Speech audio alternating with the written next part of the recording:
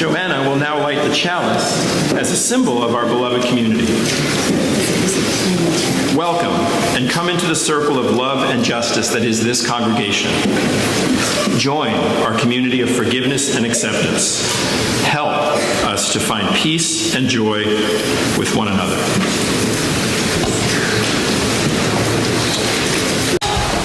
What it means to be a people of journey is the spiritual question of the month. Journey is the spiritual theme. And today we're looking at loneliness.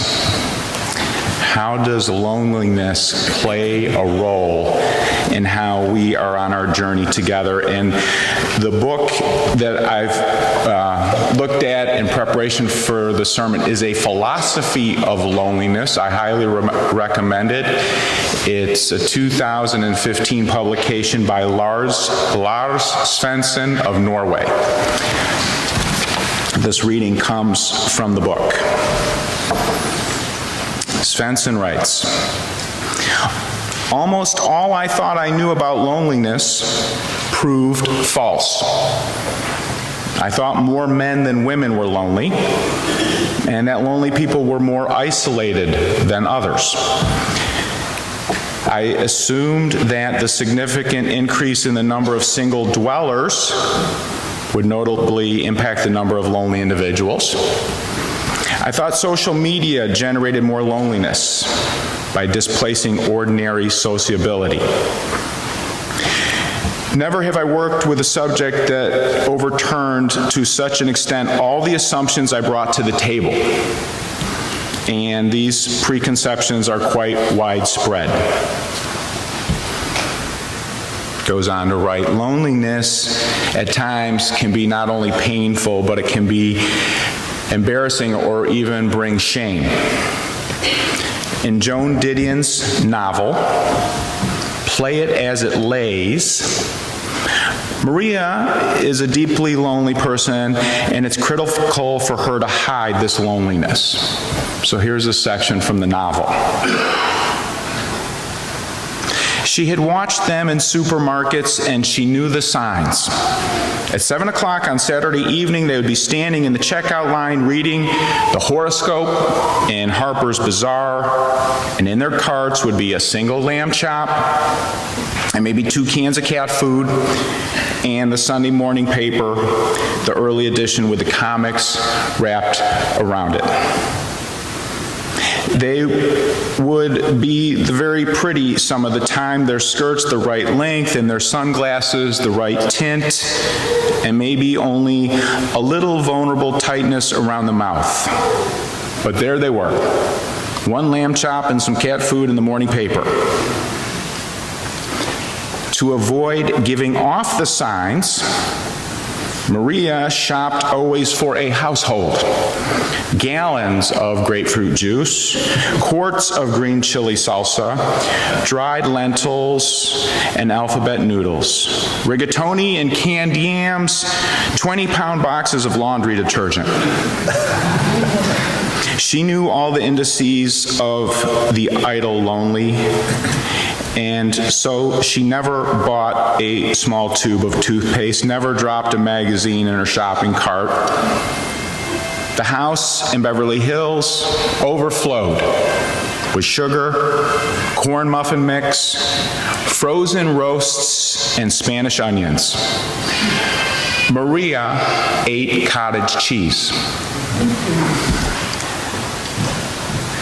Slowly strolling through the aisle searching for one more bulk item, she throws a large bag of rice into the cart.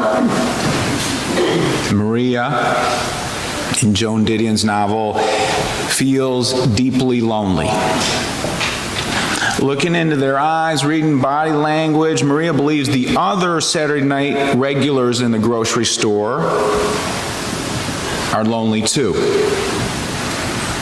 Yet she rejects being identified with them.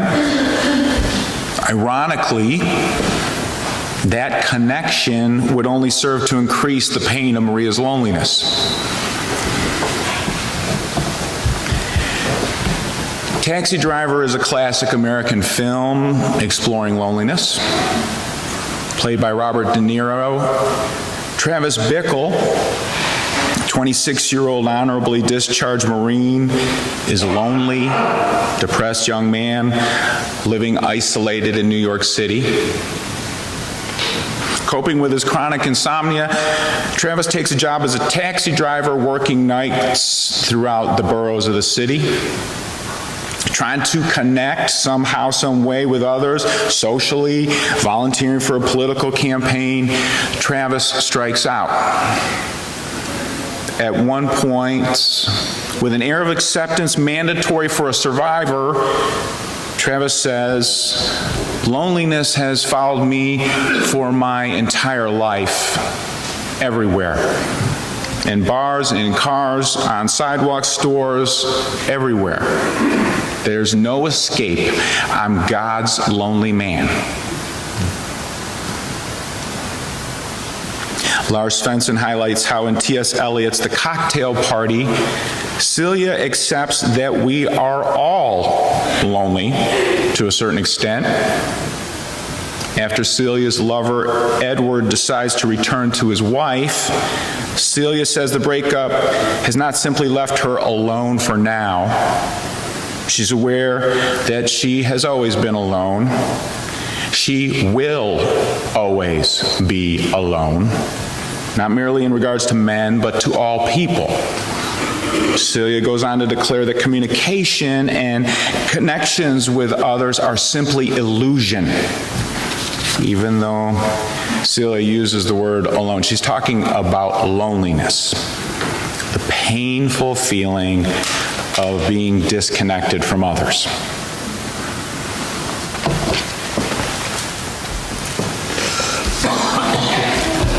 I imagine that most of us can identify with one or all of these characters.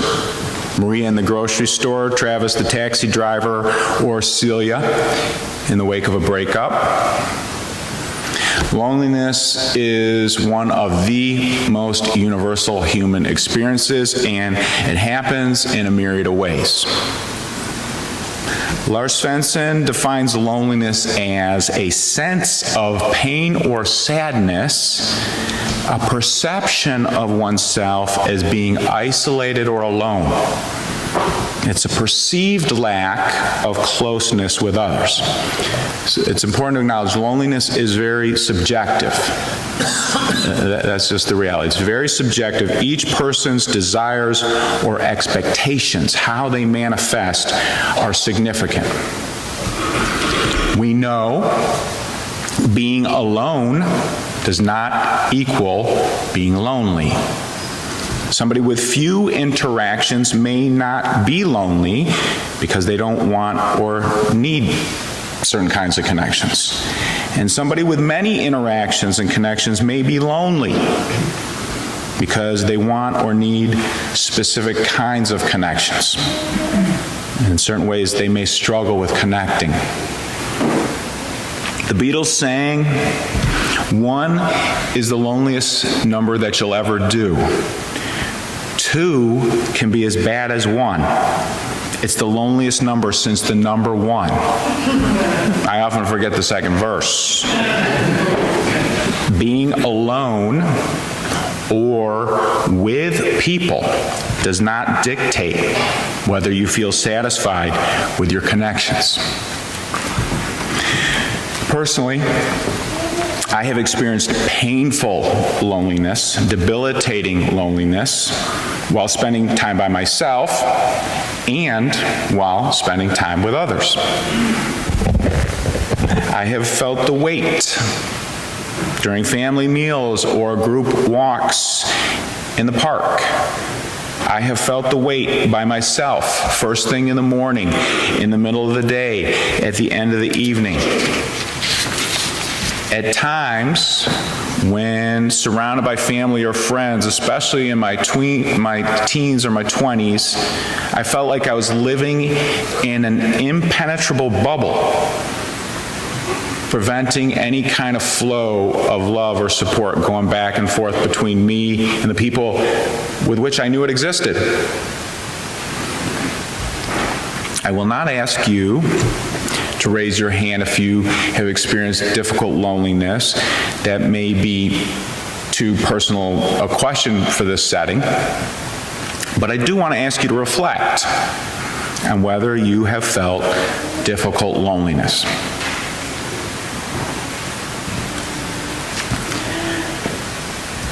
Svensson's book was published in 2015, looks at hundreds of studies on loneliness in many countries on various continents.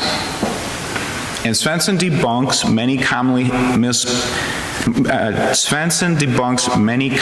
held misperceptions about loneliness. For example, neither the internet nor social media seems to exacerbate loneliness.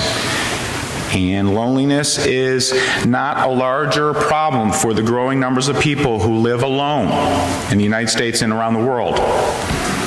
And loneliness is not on the rise in America. And people living in collectivist societies suffer loneliness as much as those living in individualistic societies. So, for example, people in India and Japan suffer loneliness as much as those in Norway and the United States. I was fascinated. There's more. I'm cutting it down. It's a tremendously intriguing topic, which has been around for a long time. What is documented today is how much loneliness hurts and causes damage. A meta-study of 148 studies examining the relationship between loneliness and health showed that loneliness is a strong mortality predictor. The effect of loneliness on mortality risk can be compared to smoking 10 to 15 cigarettes a day. Loneliness affects blood pressure, immune system, stress hormones, dementia, and sleep quality. So it matters. Loneliness matters, and it matters when we can reduce painful loneliness. So we want to focus on how to be a part of solutions and remedies. I have 4 areas where we can practice solutions. First thing we can do is acknowledge loneliness. There's a lot of stigma around it. Loneliness, but it's one of the most universal emotions. It's been reflected upon in the Bible, in classic texts. The philosophers, Hegel, Kant, all the philosophers always talked about it, every literature since. We set ourselves up for failure if we attempt to completely eliminate or deny the existence of loneliness. So instead, creating circles of trust where we can talk about our particular experiences lessens the burden, reduces the stigma. Realizing how we share these experiences increases our options for managing. That's a segue to the second way to reduce painful loneliness, which is practice quality solitude. Practice quality solitude. These days we have so little time when we're truly alone that I think people struggle to develop skills for being alone. Plenty of folks run errands these days, making phone calls and texting family or friends to catch up while you're going to the post office or the grocery store. Joan Didion's novel about lonely Saturday night grocery shoppers was written in 1970. Today, Saturday night grocery shoppers may still be lonely, but they are less alone because many times now they're texting or talking on the phone or doing Facebook. It's good to mindfully practice quality solitude. It can increase your capacity to follow your call to live. A little penguin guy wanted to go fly, and because he had the capacity to be by himself for a while, he went off and did his thing, and then came back to be with his friend. Getting good with solitude can increase your creative flow. It can help you connect with your true or best self. Hey, who do I really want to be? this year, this chapter of my life. Intentionally practicing resting in yourself. This can involve doing it while you're cooking or eating.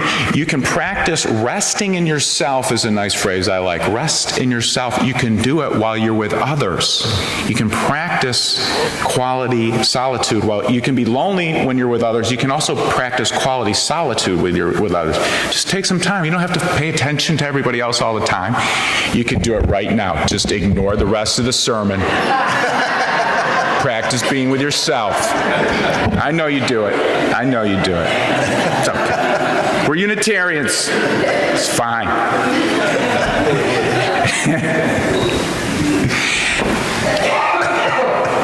Third area where we can reduce painful loneliness is by building relationships of trust. Studies on loneliness show trust to be one of the most common indicators. People who trust others in life tend to be less lonely. So challenges, real deal tough challenges come up. For example, a person who's been surrounded by untrustworthy folks for most of their life, very understandably can lack trust for others. And this could be from a family system you grew up in. This could be being a marginalized person, growing up in a system of oppression. A myriad of ways this happens. But you see others as risky. And to reduce risk of getting hurt, you might put up your guard and hence become less accessible for connections. So building trust is important for reducing painful loneliness. Trust includes wishing someone else well, engaging in an act for someone else without expecting quid pro quo, without expecting compensation. Focus maybe on activities of wishing others well, verbalizing those wishes, doing a good deed for someone, and then be open to see how it comes back. Maybe focus on people you think are trustworthy or might be trustworthy, and just go one step at a time. Could help you feel more connected to others and to life in general. Can kind of spread like groundwater. Fourth way to reduce painful loneliness is to engage with others in the sacred activity of making meaning. Sacred activity of making meaning. We find common purpose with others in these short lives, and when we lean in and do things with others, we can feel connected. My dad comes up for me in this. My father's struggling with tremendous dementia, and he was lucky in his life to retire early from public high school work. And one of the ways he kept himself busy was volunteering in hospitals. My father loves hospitals and homeless shelters. He would volunteer in both, and when his dementia got too great, the supervisors told him, "Rich, it's not going to work out anymore for you to be a volunteer." It was a crushing time for our family. So I always remember he got this brochure in his county where he lives, in the burbs of Chicago, and he was just looking at it with a pen, trying to figure out, there must be some place I can go and volunteer. All he wanted was one more place to volunteer with his dementia. I think he wanted to help make the world a better place, but I also think he wanted to be less lonely. David Kim plays first violin for the Philadelphia Orchestra, and from an early age, it was very clear that he could have had a prolific career as a soloist. But I've heard him share in public how it became abundantly clear to him that he wanted to make music with others. Probably helped him feel less lonely, I'm guessing. This is what we do here at the Unitarian Society of Germantown. We lean in, we make music together, including in the pews. We welcome one another. We teach our kids spiritual development. We try to partner with others in the wider world to bring justice and fairness to communities, including ourselves. And by way of the cycle, we come back ever more ready to rest in ourselves in a more ease-filled and enjoyable manner. Loneliness happens. At times, the only response to the pain is to acknowledge its presence. And we can also practice resting in ourselves. And when we do this in balance with building trustworthy relationships and making meaning with others, blessings often flow.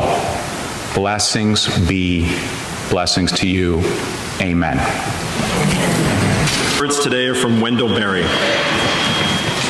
The world cannot be discovered by a journey of miles, no matter how long, but only by a spiritual journey, a journey of 1 inch, very arduous and humbling and joyful, by which we arrive at the ground at our own feet and learn to be at home.